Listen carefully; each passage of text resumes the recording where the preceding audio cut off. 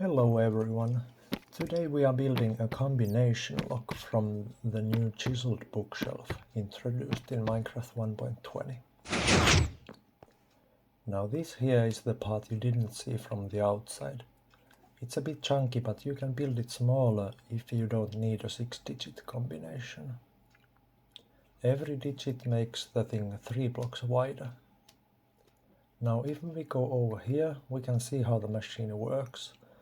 It's a pipeline of analog memory units that copy their contents over to the next one when asked to.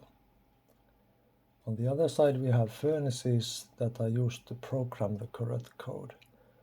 The last digits entered are always being matched against the code, and the output line here only turns off when all the digits match.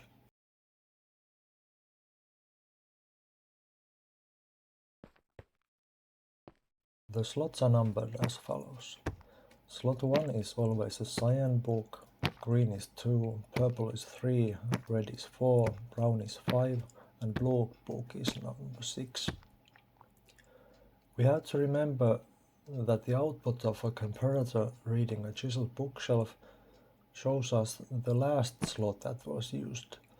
It doesn't matter if you take a book or insert a book.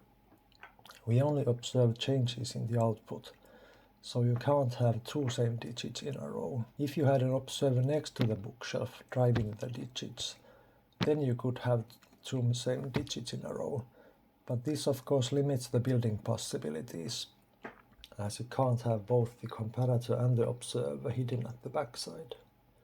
And even this can't detect whether you take or insert a book without some serious bookkeeping. Now let's try to open this. The code is 215643.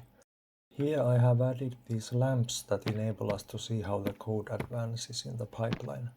When the last correct digit is entered, the output lamp turns on.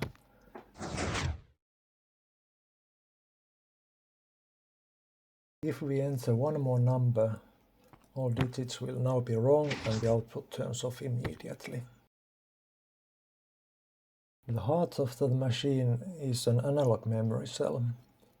A comparator copies its input to its output, so two comparators reading each other's outputs maintain a constant signal strength.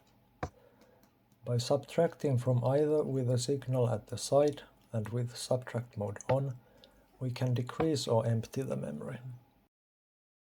The layout used here is this slightly staggered version. Here's two copies next to each other. These repeaters activate the reset, and on the other side we have a line of comparators that copy the data over from the previous unit. They are normally stopped by this powered redstone. It's too weak to stop strong signals from striking through to the next cell, but the maximum signal strength we will see is 6, so it doesn't matter. When we activate both the reset and the copy at the same time, the data from this lectern is copied over to the next unit.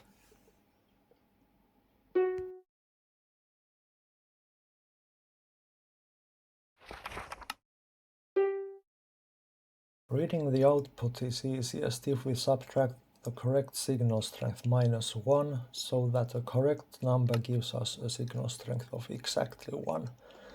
This way the redstone torch at dust number 1 activates if our number is too small, and the repeater at redstone dust number 2 activates if the number is too large.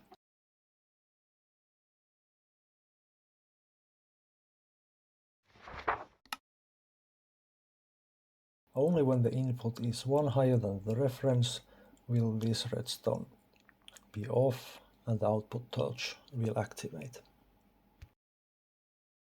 Here's a compact version for multiple side-by-side comparisons with a single combined failure line. Like before, there's redstone dust number 1, doubled below here, which activates a redstone torch for two small numbers, and redstone dust 2, which activates a repeater for two large numbers. The only way to prevent the error from cascading is to have all the numbers 1 larger than their reference. This is how we check that every digit is correct.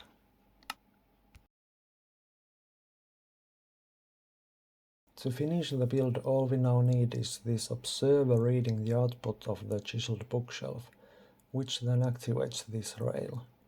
These observers then notice this and push a pulse through the furnace into this repeater and thus reset the cell. This other observer at the bottom will disable the copy stopper. This will happen a redstone tick later because of the redstone torch.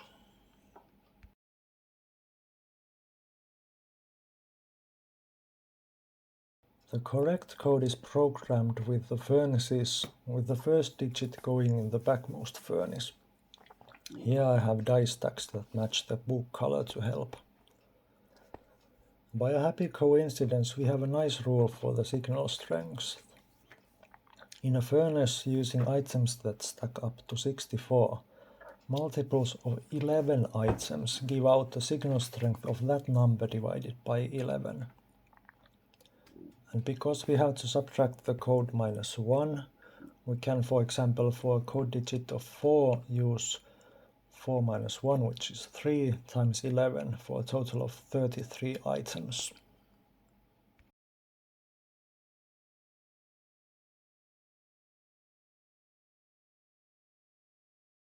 The height required for the machine is 4 blocks plus the floor. With a slab and a trapdoor you can access the furnaces later even if there's a roof. Just don't fall into the holes.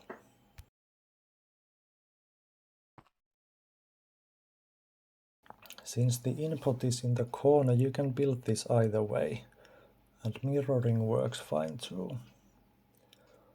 There's also space at the front to get the output to the other side. Now let's head over to the building tutorial. Okay, so here are the ingredients, if you want to build this yourself. We first place the chiseled bookshelf at eye height. Then we make a service entry next to it.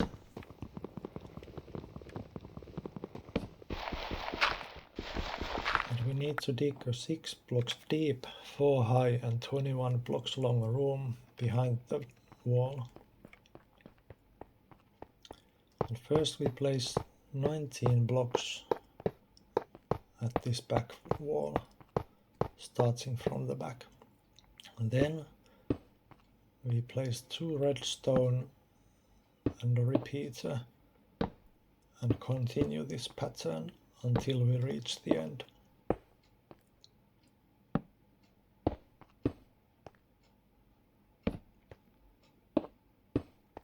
This last repeater here can be replaced with a redstone dust. Then we place blocks beneath the repeaters and the output torch at the end, and torches on these blocks pointing at the back. Then we place top slabs on the other side of the block at floor height and put redstone dust on them. Then place 9 power trails on the floor in the second row starting from the back.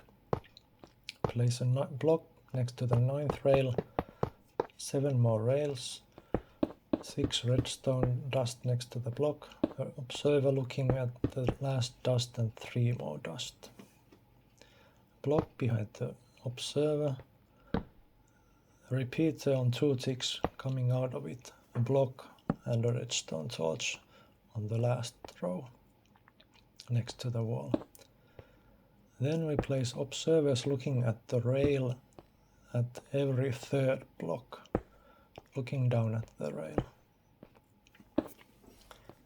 Then blocks between the observers.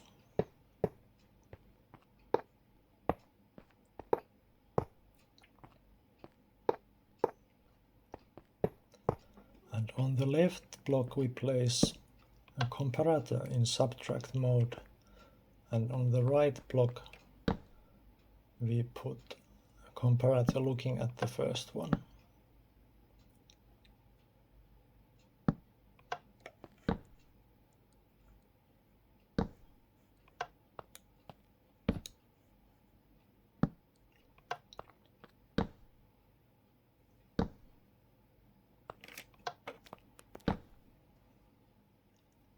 Then we place blocks next to the observers, and on these blocks we place repeaters on 2 ticks.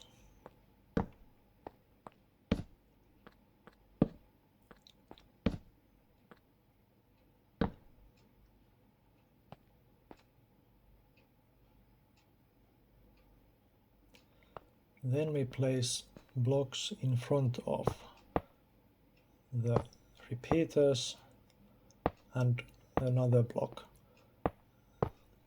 next to it towards the front. And on the left or frontmost block we place a comparator looking at the first row, and a next redstone dust next to it. And we have to put all these comparators to subtract mode. Then we place blocks behind and in front of these comparators.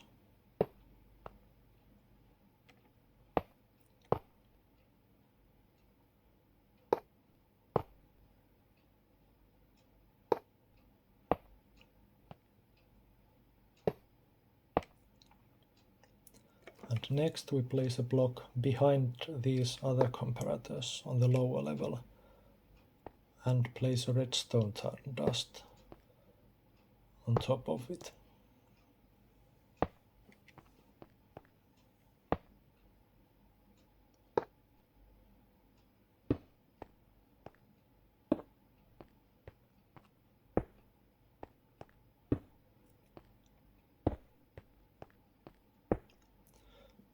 Then we find this hole and stack 2 blocks and put a comparator looking away from the others.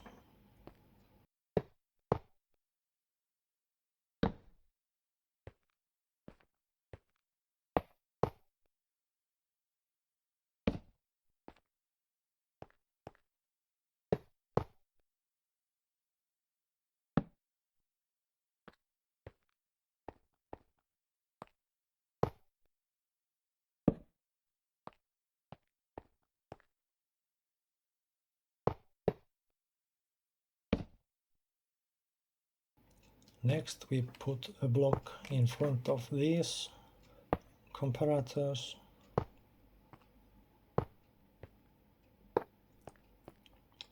and redstone dust on top of the block.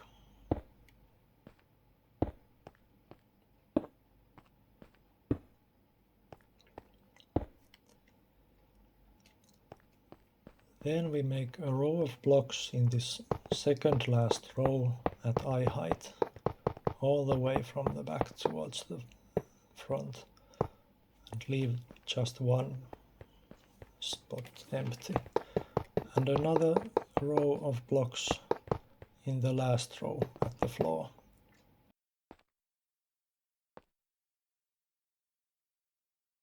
Then we insert 2 comparators in these slots, pointing towards the back.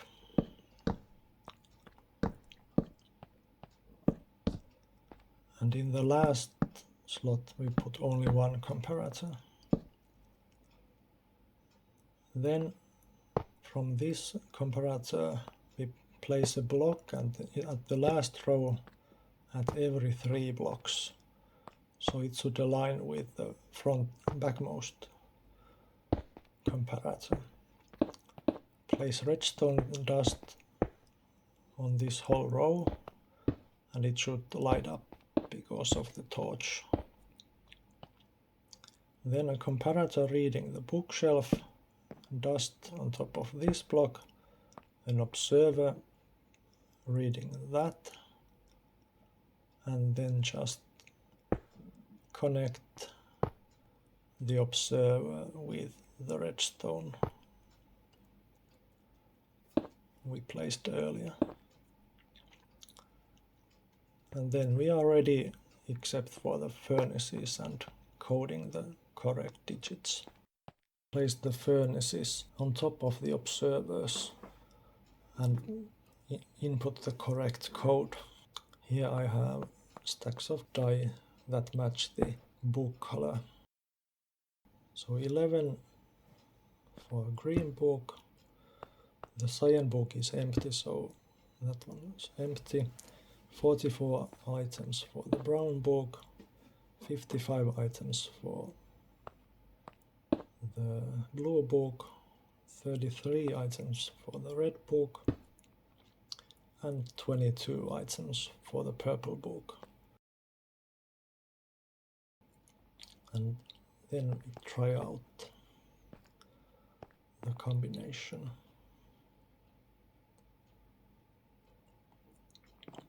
And if everything is correct, the output torch should light up when we enter the correct code.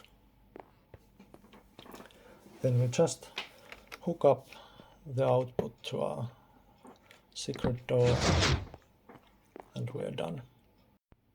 So that was everything today. I'll put a download link in the description box and leave a comment if you find this useful. Thanks for watching.